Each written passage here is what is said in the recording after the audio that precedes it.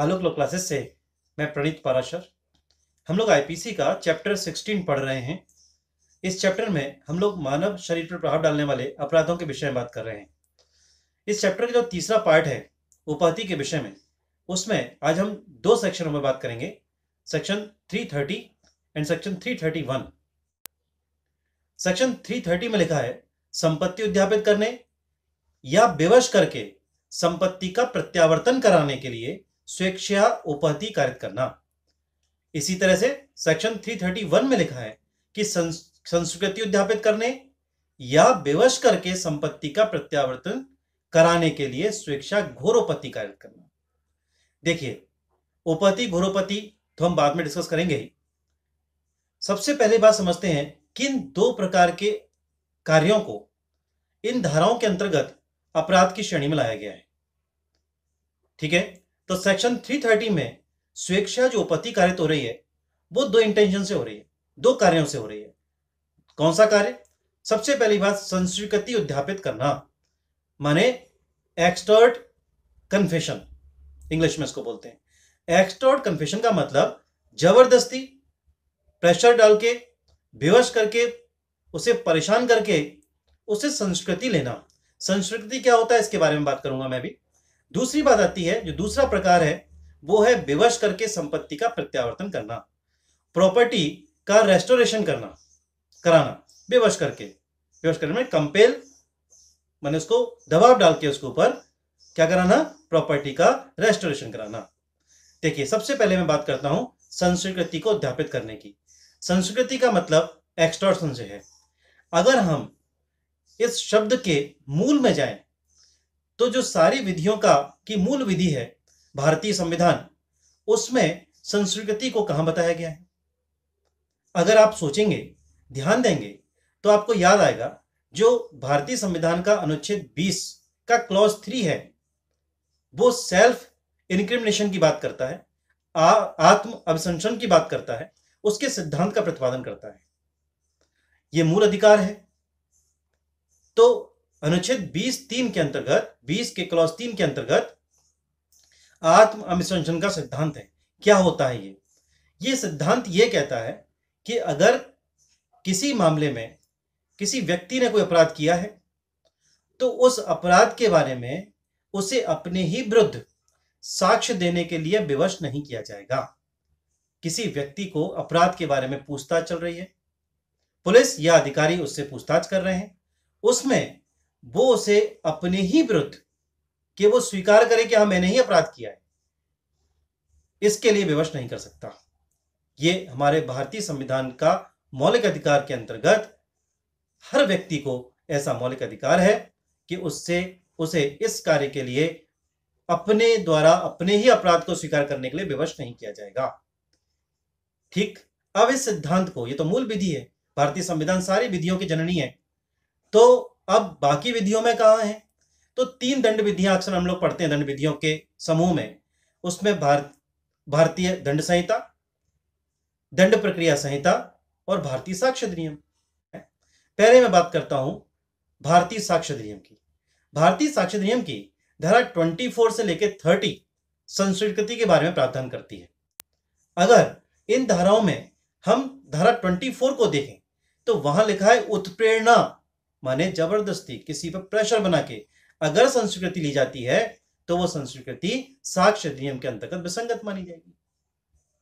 ठीक, आ गई आपको बात समझ में? ऐसे ही वहां लिखा है कि पुलिस अधिकारी द्वारा, तो पुलिस अधिकारी को क्यों शामिल किया गया? पुलिस अधिकारी द्वारा ली गई संस्वीकृति विसंगत है। साक्ष्य अधिनियम कहता है क्यों? क्योंकि अक्सर पुलिस अधिकारी अपराध के बारे में अपराधी से पूछताछ करते हैं, उसे यातना देते हैं, उसे टॉर्चर करते हैं और उसमें अपराध वही स्वीकार करे इसके लिए उसको प्रेरित करते हैं। तो इससे बचाव के लिए भारतीय साक्ष्य अधिनियम के अंतर्गत धारा 25, 26 ये सब संस्कृतियों के बारे में बताती है और कहती है कि अगर उत्प्रेरणा पर संस्कृति दी गई है तो वो संस्कृति कैसी होगी? विसंगत होगी। अब चलते हैं दंड प्रक्रिया संहिता। तो प्रश्न उठता है, किस प्रकार की, क्या संस्कृति हर स्थिति में अवैध होती है? क्या संस्कृति को हर स्थिति में ऐसा माना जाए कि वो वैध नहीं है? तो उसके बारे में दंड प्रक्रिया संहिता की धारा 164 संस्कृति के बारे में क्या बताती है? मजिस्ट्रेट द्वारा ली गई संस्कृति, जिसमें बहुत सारी कंडीशन है एक ज्ञापन, एक मेमोरेंडम लिखवाता है मजिस्ट्रेट कि ये संस्कृति, अभियुक्त को समझा देता है पहले ही, जिसकी जो कन्फेशन दे रहा है उस व्यक्ति को बता दिया जाता है कि आपकी संस्कृति आपके विरुद्ध अपराध में उपयोग में लाई जा सकती है, लेकिन उससे पहले वो स्वप्रेरणा से दी गई हो, शिक्षा दी गई हो, उसको बताया जाता है आप किसी भी तरह से बाध्य नहीं संस्कृति करने के लिए, आप विवश नहीं हो कि आपको कोई भी इस कार्य के लिए विवश करे, आप अपने मन से जो भी बात अपराध के संबंध में बताना चाहते हो, अपने द्वारा जो कबूलनामा करना चाहते हो, जो अपराध को स्वीकार करना चाहते हो वो कर सकते हो, लेकिन यह भी बात बताई जाती है कि यह आपके विरुद्ध अपराध में यूज किया सकता है। तो संस्वीकृति को हमने 164 सीआरपीसी में भी देखा। अब बात करते हैं भारतीय दंड संहिता में संस्वीकृति का उद्यापन माने एक्सटॉर्ट कन्फेशन को अपराध माना गया 330 में और 331 में। यहां क्या बताया गया, यहां लिखा संस्वीकृति। संस्कृति क्लियर हो गई आपको, कोई व्यक्ति अपने द्वारा किए गए अपराध के बारे में उसको विवश नहीं कह सकता कि वो स्वीकार करे कि उसने अपराध किया है। ऐसे प्रश्न भी नहीं पूछे जाएंगे, न उसे इस कार्य के लिए यातना दी जाएगी, न उत्प्रेरित किया जाएगा। यातना उत्प्रेरित से बड़ा काम स्वेच्छा उपपत्ति कारित करना, इस यातना के दौरान स्वेच्छा उपपत्ति कारित करना 330 में अपराध बताया गया, और स्वेच्छा घोरोपति कारित करना 331 में अपराध बताया गया। तो फिर टाइटल पे चलते हैं। संस्वीकृति उद्यापित करने या विवश करके संपत्ति की बात हो गई। दूसरा है विवश करके संपत्ति का प्रत्यावर्तन कराने के लिए। एक और तरह का इसमें कार्य जिसे अपराध माना गया 330 में, उसमें था विवश करके। जैसे वहां संस्कृति के साथ में उद्यापन लिखा था, वो बता रहा था कि वहां पर उसको विवश किया गया, उसको उस कार्य के लिए उत्प्रेरित किया गया, यातना दी गई है, जबरदस्ती उससे संस्कृति कराई गई। ऐसे यहां पर शब्द जोड़ा गया विवश करके संपत्ति का प्रत्यावर्तन कराना। संपत्ति का प्रत्यावर्तन कराना, मेरी प्रॉपर्टी मैंने किसी को दी, वापस ले सकता हूं, कोई अपराध नहीं, वैध है। लेकिन मैं अपनी प्रॉपर्टी वापस लेने के लिए किसी को विवश करूं और उस विवश करने के बाद मैं उसे स्वेच्छा, उसके लिए मैं उसे स्वेच्छा उपपत्ति कारित करूं अथवा तो गुरुपत्ति कारित करूं तो अपराध है, तब अपराध बनता है। तो अपनी संपत्ति मैंने किसी को दी, प्रत्यावर्तन रेस्टोरेशन करना, वापस लेने के लिए अगर मैं किसी को विवश करके उपपत्ति कारित करता हूं या गुरुपत्ति कारित करता हूं तो 330 में और 331 में दंड का प्रावधान है। ठीक है, क्लियर हो गया टाइटल। दो कार्य कौन से बताए मैंने, स्वेच्छा उपपत्ति कारित हो रही है किन कार्यों में, संस्कृति के उद्यापन में और विवश करके संपत्ति के प्रत्यावर्तन कराने के लिए। अब सेक्शन में एंटर होते हैं। सुनिए, जो कोई इस प्रयोजन से स्वेच्छा उपपत्ति कारित करेगा, प्रयोजन मैंने टाइटल में गिना दिया आपको, वही प्रयोजन नीचे आएंगे। क्या प्रयोजन है कि उपहत व्यक्ति से जिसको उपपत्ति कारित की गई है। अच्छा, यहां पे स्वेच्छा उपपत्ति, मैं कल भी बात मैंने आपको की थी, बताई थी कि स्वेच्छा उपपत्ति कब होती है। तो स्वेच्छा भारतीय दंड संहिता की धारा 39 में स्वेच्छा को डिफाइन किया गया है और भारतीय दंड संहिता की धारा 319 में 319 में उपपत्ति को बताया गया है। तो ऐसी, और फिर इसी बात को 321 में स्वेच्छा उपपत्ति कारित करने को भी बता दिया गया है। तो स्वेच्छा उपपत्ति कारित करना 321 में जैसे बताया गया, उसी प्रकार से अगर कोई व्यक्ति स्वेच्छा उपपत्ति कारित करता है, प्रयोजन क्या है उसका कि उपहत व्यक्ति से, जिस व्यक्ति को उपपत्ति कारित की जा रही है उस व्यक्ति से या उससे हितवत व्यक्ति से। तीन काम। सबसे पहली बात, कोई संस्वीकृति या कोई जानकारी उद्यापित कराए, किसके बारे में, जिससे किसी अपचार या अपराध का पता चल सके। क्लियर हो गई बात। किसी अपराध या अवचार, अपराध क्राइम, अपचार माने कोई उसने कोई टॉर्ट किया है, कोई गलत काम किया है, कोई ऐसी बात की है जो कि अपराध की श्रेणी में तो नहीं आती लेकिन किसी को परेशान करने वाली है, तो उसे अपचार बोलेंगे। किसी के लिए असुविधा पैदा करती हो, किसी को परेशान करती हो तो उसे अपचार की श्रेणी में लाएंगे। तो अपचार या अपराध का पता चल सके इसलिए किसी व्यक्ति को क्या किया गया है, उपपत्ति कारित की गई है स्वेच्छा, और उस उपपत्ति में क्या करना है, ये जो अपराध अपचार किया उसकी वो संस्कृति करे या उसकी जानकारी दे, इसके लिए उद्यापित करने में आपने स्वेच्छा उपपत्ति कारित की है। ठीक है ना। दूसरी बात, ये पहली बात हो गई। दूसरा, उपहत व्यक्ति या उससे हितवत व्यक्ति को मजबूर किया जाए, माने उसको विवश किया जाए, जिसको चोट पहुंचाई जा रही है, जिसको उपपत्ति कारित की जा रही है उसको, अथवा तो उसका कोई हित संबंधी है, कोई हितवत व्यक्ति है, उसे मजबूर किया जा रहा है किस काम के लिए कि वह कोई संपत्ति या मूल्यवान प्रतिभूति का प्रत्यावर्तित करे या करवाए। ऐसा काम अभियुक्त कर रहा है। किसी दावे या मांग की पुष्टि या ऐसी जानकारी जिससे किसी संपत्ति या मूल्यवान प्रतिभूति का प्रत्यावर्तन कराया जा सके। ठीक है ना, इसी पॉइंट में कितनी बात हो गई, मूल्यवान प्रतिभूति का प्रत्यावर्तन करे या करवाए, दावे या मांग की पुष्टि, कोई दावा है, कोई मांग है, कोई डिमांड है उसकी, या ऐसी जानकारी किसी संपत्ति या मूल्यवान प्रतिभूति का प्रत्यावर्तन करा सके।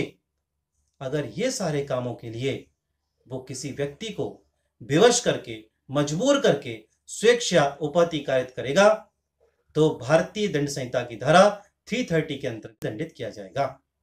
इस सेक्शन को समझाने के लिए इस सेक्शन के साथ में ही 4 एग्जाम्पल दिए गए।